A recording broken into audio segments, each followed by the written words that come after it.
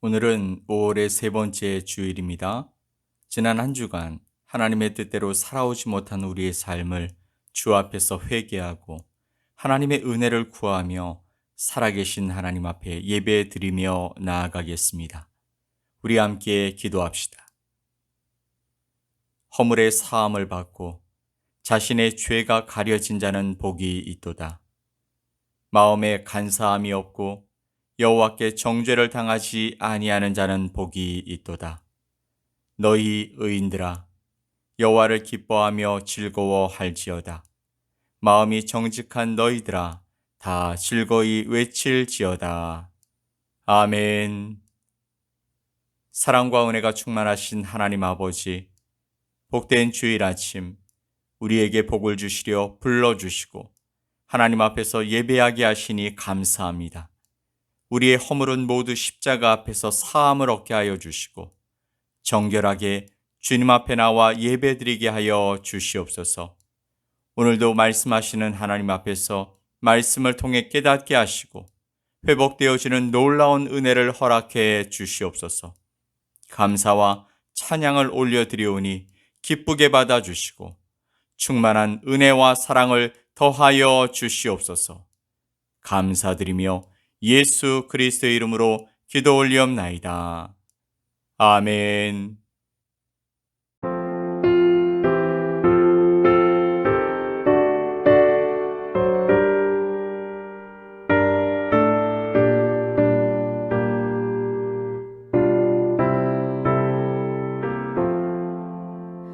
구주와 함께 나 죽었으니 구주와 함께 나 살았다.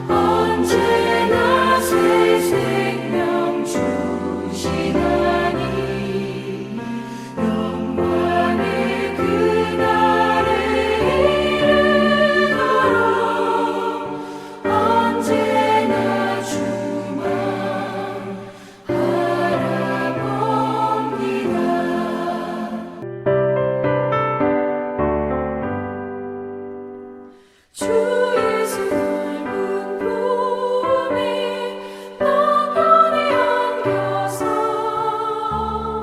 그 크신 사랑 안에 나 편히 쉬겠네. 영광의 들을 지나 저 푸른 바다 건너 천사의 노래소리 내 귀에 들리네. 주 예수 넓은 품에 나 편히 안겨서 그 크신 사랑 안에 나 편히 쉬겠네. 주 예수 넓은 품에 나 편히 안기니 이 세상 악한 세력 날 해치 못하네. 슬픔과 근심 걱정 이후에 없으리니 시험이 닥쳐와도 나 영력했네. 주 예수 넓은 품에 나 편히 안겨서 그 크신 사랑 안에 나 편히 쉬겠네. 주 예수 주님 위해 십자가 졌으니 이 만세 반석 위에 나 굳게 서겠네. 밤 지나가기까지 나 참고 기다리며 새 아침 동 떠올 때 주 만나 뵙겠네. 주 예수 넓은 품에 나 편히 안겨서 그 크신 사랑 안에 나 편히 쉬겠네.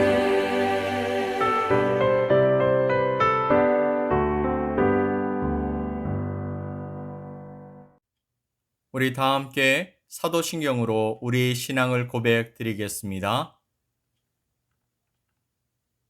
나는 전능하신 아버지 하나님, 천지의 창조주를 믿습니다.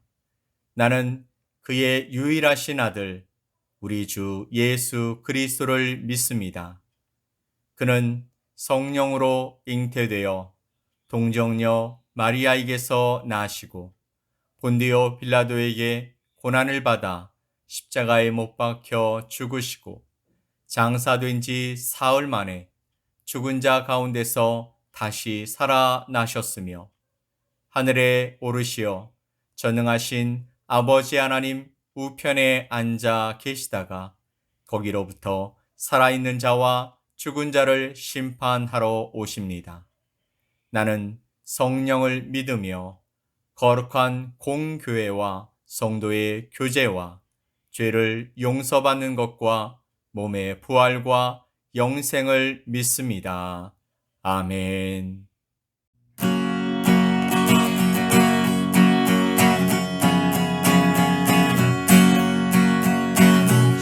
전능왕 오셔서 주 이름 찬송케 하옵소서. 영광과 권능의 성부여 오셔서 우리를 다스려 주옵소서. 항생한 성자여 오셔서 기도를 들으소서. 택하신 백성들 복내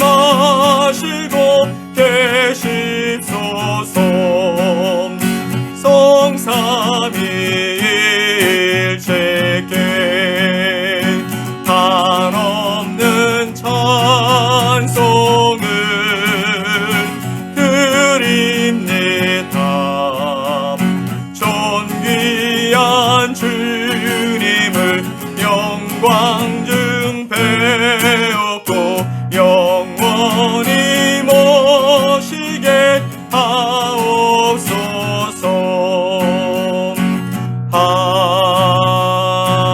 아멘.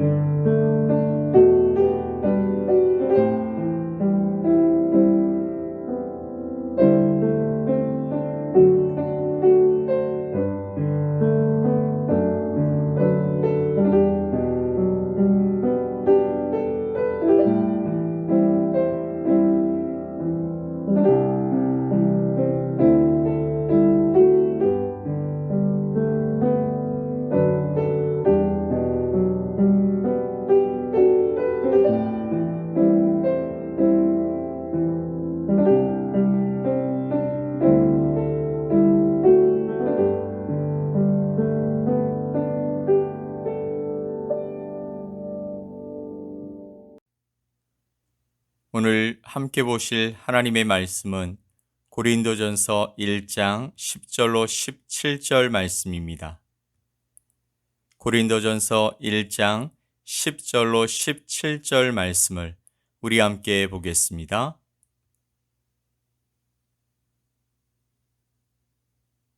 형제들아, 내가 우리 주 예수 그리스도의 이름으로 너희를 권하노니 모두가 같은 말을 하고 너희 가운데 분쟁이 없이 같은 마음과 같은 뜻으로 온전히 합하라.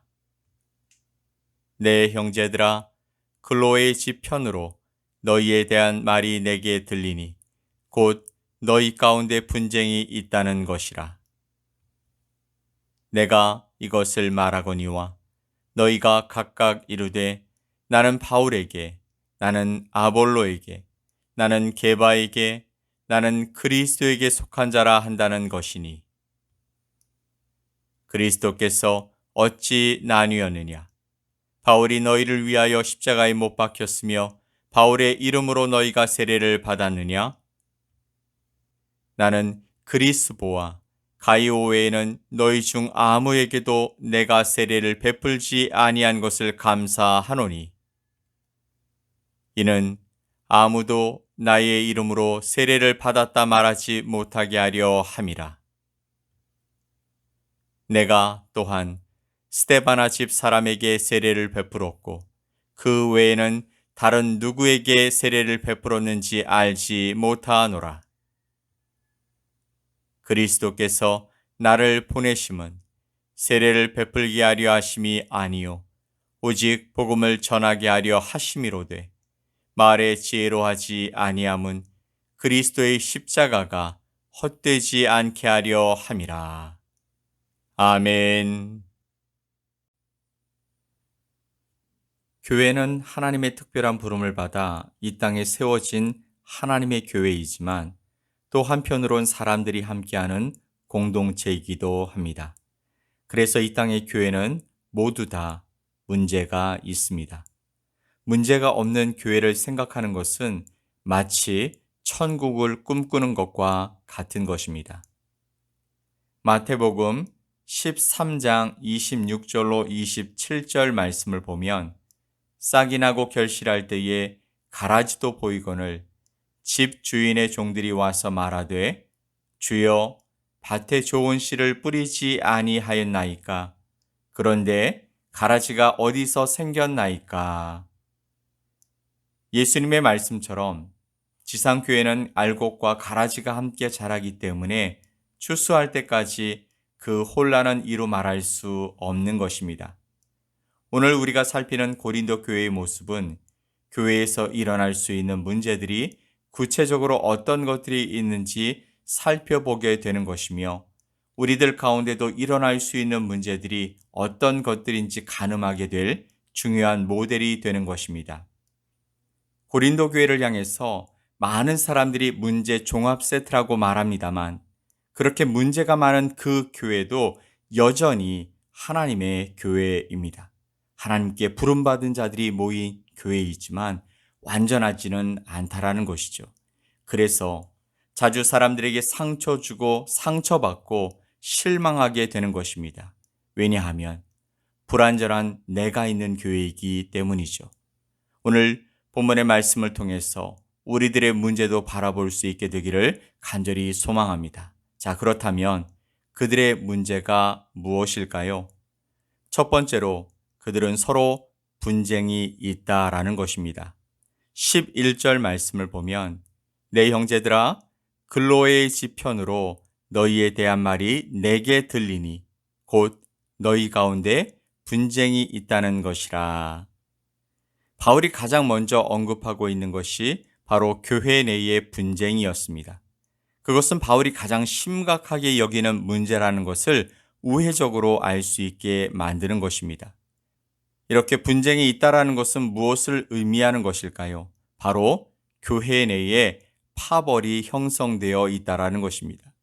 바울은 글로에라는 사람의 집안 사람들을 통해서 이 소식을 접하게 되었습니다.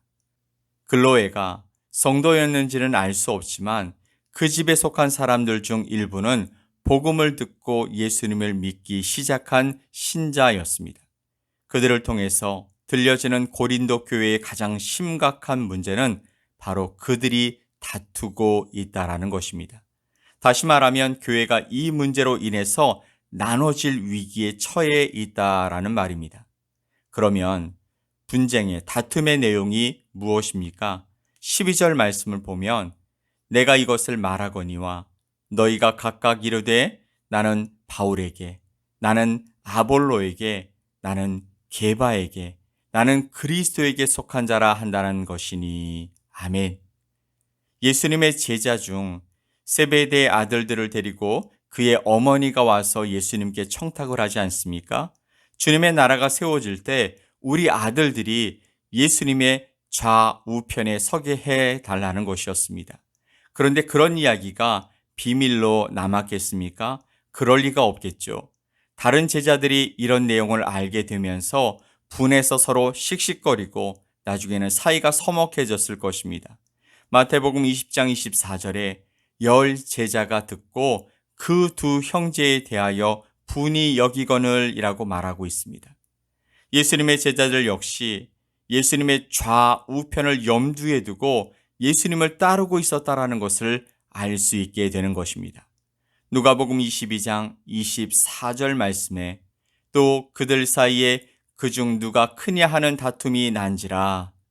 즉 그들 역시, 제자들 역시 세상이 중요하게 여기는 가치에 깊이 물들어 있었던 것이죠.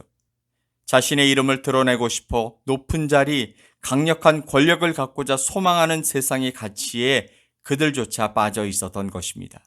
하지만 교회는요, 서열 사회나 권력 사회가 아닌 예수 그리스도의 몸인 것입니다. 생각해 보면 서열과 권력 사회에서는 모두가 1등을 목표로 다른 사람의 희생을 통해 자신을 드러내지만 예수 그리스도의 몸인 교회는 다른 사람들과 함께 협력해야만 하는 몸인 구조인 것입니다. 즉, 어느 것 하나 필요치 않은 것이 없다라는 것이죠. 따라서 내가 더 중요한 사람, 더 주목받는 사람이 되고 싶은 욕심은 결국 다른 지체들을 어렵고 아프게 만들 수 있다라는 것입니다. 자, 그렇게 고린도 교회의 문제가 분쟁이라고 했는데 구체적으로 어떤 내용으로 다투고 있는 것이었을까요? 12절 말씀을 보면 여러분 가운데는 나는 바울을 따른다, 나는 아볼로를 따른다, 나는 베드로를 따른다고 하면서 제각기 편을 가르고 또 다른 사람은 우리들만이 참으로 그리스도의 제자다라고 떠들고 다닌다고 하니 라고 말씀하고 있습니다. 앞에서 말씀드렸지만 교회를 만드신 분은 하나님이십니다. 하지만 그 구성원은 사람들이라고 말씀드렸습니다. 사람들이 모인 모임은 어디에서나 어떤 구분을 지어서라도 공통점을 찾아 자신들만의 모임을 갖더라는 것입니다. 지역이 같든지 또 학교가 같든지 직장이 같든지 취미가 같든지 또 관심 분야가 같든지 아니면 좋아하는 사람이 같으면 모임이 되는 것이죠. 이것을 지금은 팬덤 문화라고 말하지만 결국 그들만의 세상을 만들어서 배타적인 공간을 만들어 버리는 것입니다. 사실 이래도 저래도 상관없는 사람들은 이런 것들이 그리 중요하지 않습니다. 저는 지금의 대한민국의 어려움이 바로 여기에 있는 것 같습니다. 좋아하는 사람이 있다는 것은 나쁜 일이 아니죠. 그런데 내가 좋아하는 사람을 다르게 평가하는 사람들에 대해서 이해하고 참아내지 못하고 더 나아가 그 상대방을 향해서 폭력적이 되고 있다는 것입니다. 이것을 가장 잘 이용하는 세력이 바로 정치 세력입니다. 정치는 근본적으로 국민을 위한 것이 되어야 함에도 입으로는 그런 척하지만 실제로는 그들만의 이익을 위해 국민을 이용해 먹는 그런 사람들이 많다는 것이 지금의 대한민국 사회가 혼란스러운 이유인 것 같아 안타깝습니다. 자, 다시 본문으로 들어가 보면 고린도 교인들이 도대체 왜 이런 문제에 휩싸이게 되었을까요? 그것은 그들이 열심을 가지고 복음을 배웠고 연구하면서 나름 좋아하는 사람이 생겨났던 것입니다. 그래서 어떤 이들은 이렇게 말합니다. 나는 바울을 따른다. 즉, 가장 먼저 바울을 따르는 사람들이 있었습니다. 이들은 바울이 고린도 교회를 설립했고 열심을 다해 목회하면서 보여준 그 모습 때문에 바울을 좋아하고 따르는 사람들이 되었던 것입니다.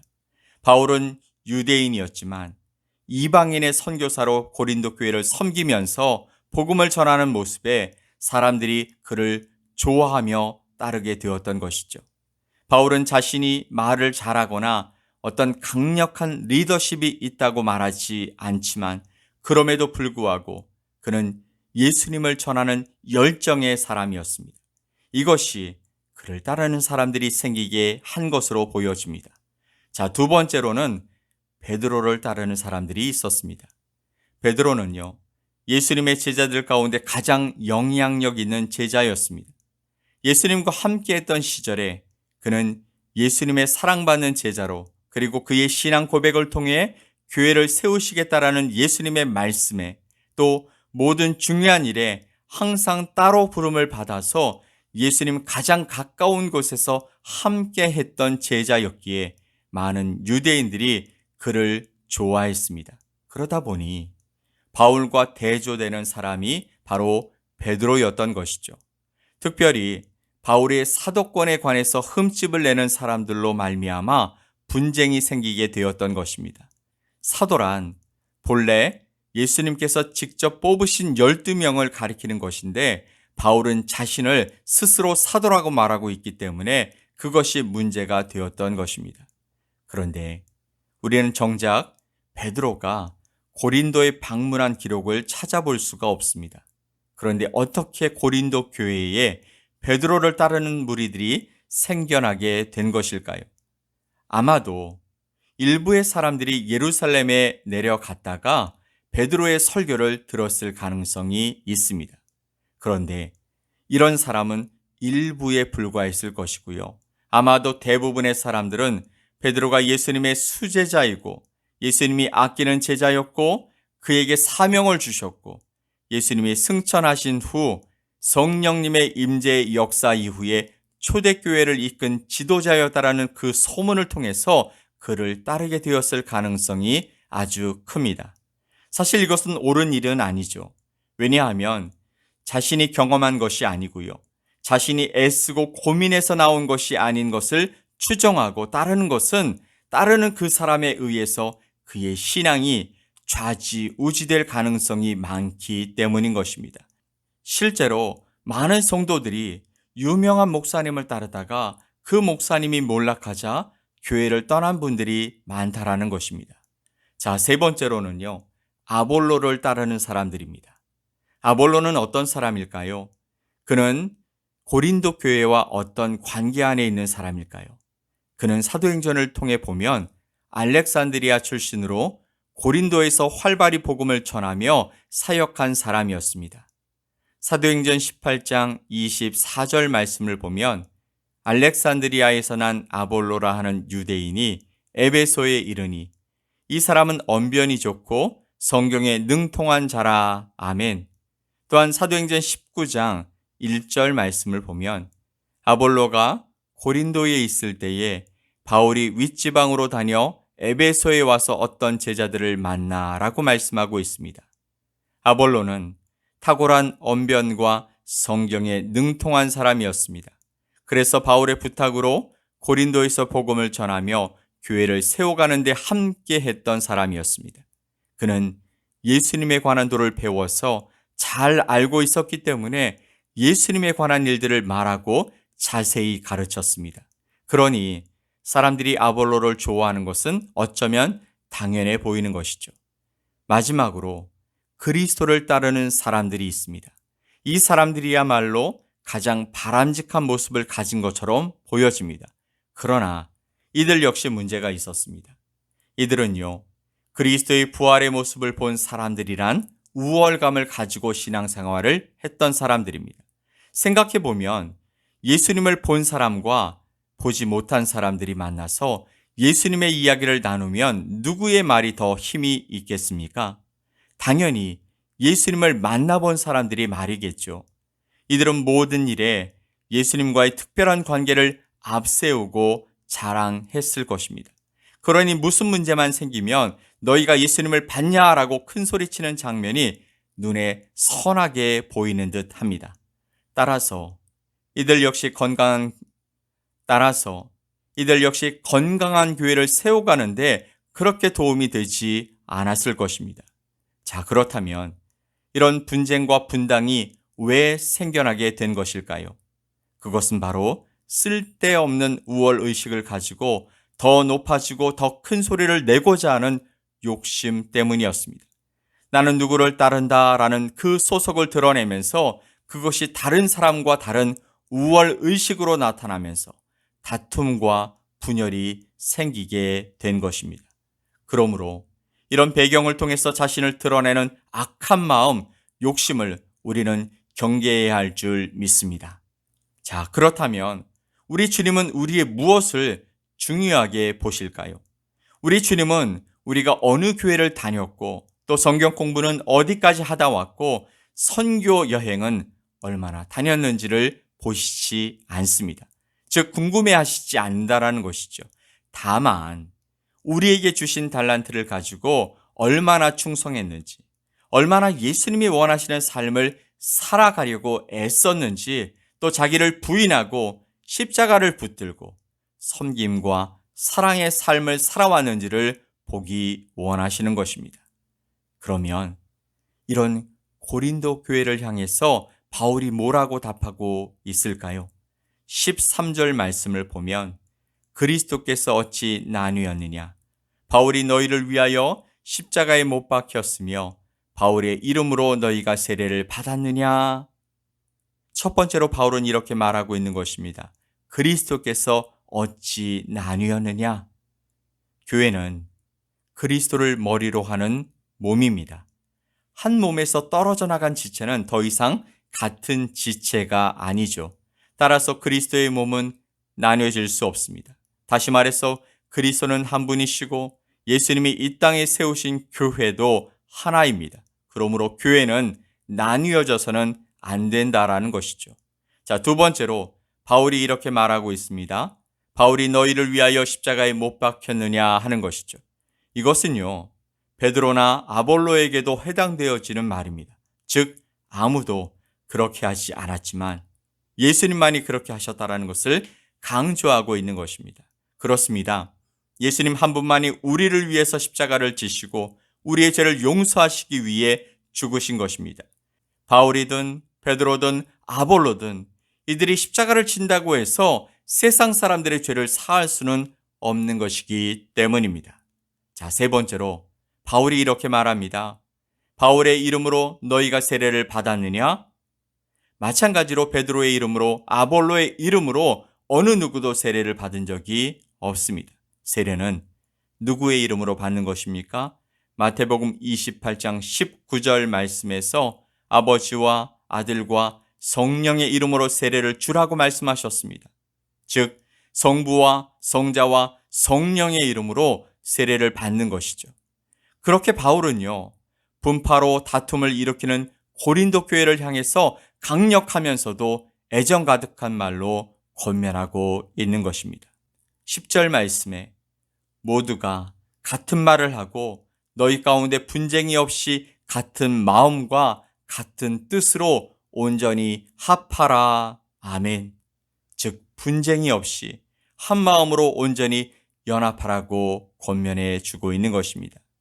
그런데 우리가 어떻게 온전히 연합할 수 있을까요? 그 첫 번째가 바로 같은 말을 하라고 말씀하고 있습니다. 이 말은요, 획일적으로 말하라는 것이 아닙니다. 그것은 상황에 따라서 말이 변하지 말아야 한다는 것을 의미하는 것이죠. 변해도 되는 것이 있고 변하지 말아야 하는 것이 있습니다.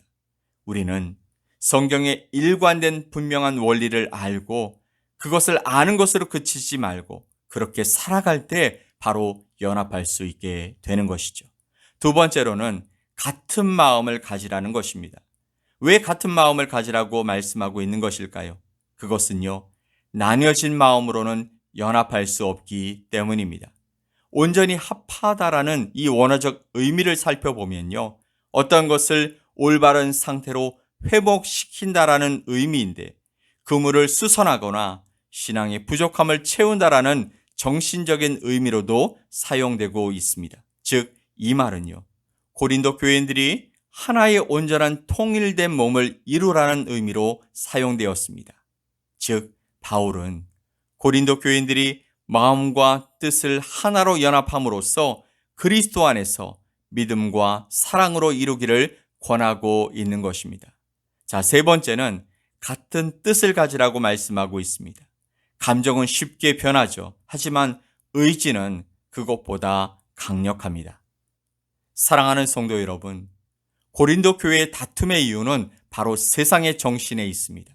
즉, 교만한 마음, 우월함으로 높아지려는 마음, 그리고 누군가 영향력 있는 사람에게 속하려는 마음 때문이었습니다. 하지만 교회는 사람의 생각으로 만들어지지 않습니다. 교회는 예수님의 몸이기 때문이죠. 각 지체가 모두 함께 할 때 같은 마음을 가지고 같은 생각을 가지고 같은 뜻을 가지고 나아갈 때 건강한 공동체, 행복한 공동체가 될 수 있는 것입니다.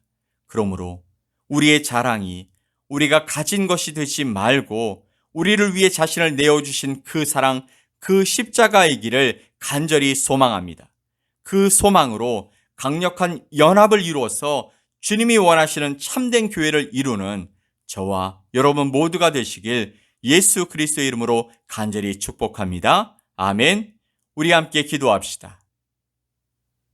한 몸 안에 우리 모두를 부르시고 아름다운 연합을 통해 세상의 소망인 교회를 이루게 하시는 하나님 아버지 감사합니다.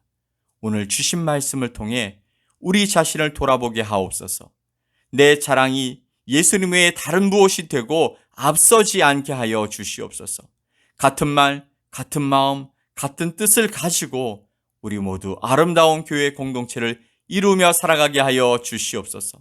사랑하는 성도들을 축복하시고 돌보시며 인도하여 주셔서 우리의 삶의 기준이 흔들리지 않고 하나님만으로 만족한 삶을 살아갈 수 있게 하여 주시옵소서. 우리의 도움이 세상이 아닌 하나님이 되게 하시고 날마다 그렇게 우리 가운데 역사하시는 주님을 만나고 증거하는 복된 삶을 살아가게 하여 주시옵소서. 샘물교회 성도들과 함께 기도하며 돕는 믿음의 동역자들을 푸른 초장 쉴만한 물가로 인도하여 주시고 이들을 통해 하나님의 나라가 확장되게 하시며 선한 하나님의 영향력이 세상을 밝히는 빛이 되게 하여 주시옵소서. 오늘도 예배로 나와 하나님을 만나고자 소망하는 자들 가운데 능력의 하나님, 우리를 인도하시는 하나님, 회복케 하시는 하나님을 만나고 돌아갈 수 있게 하여 주시옵소서. 샘물교회를 사랑하시는 하나님, 이 땅에 교회를 세워주셔서 감사합니다. 이 교회가 하나님이 사용하시는 교회가 되게 하여 주시고 하나님의 마음을 시원케 해드리는 교회로 성장하게 하여 주시며 선교하고 사랑하고 구제하고 가르치고 회복시키시는 하나님의 교회가 될 수 있게 하여 주시옵소서.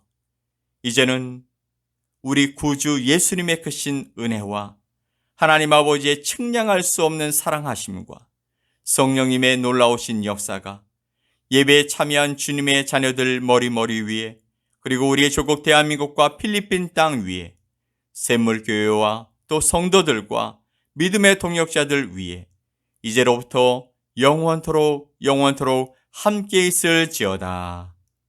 아멘.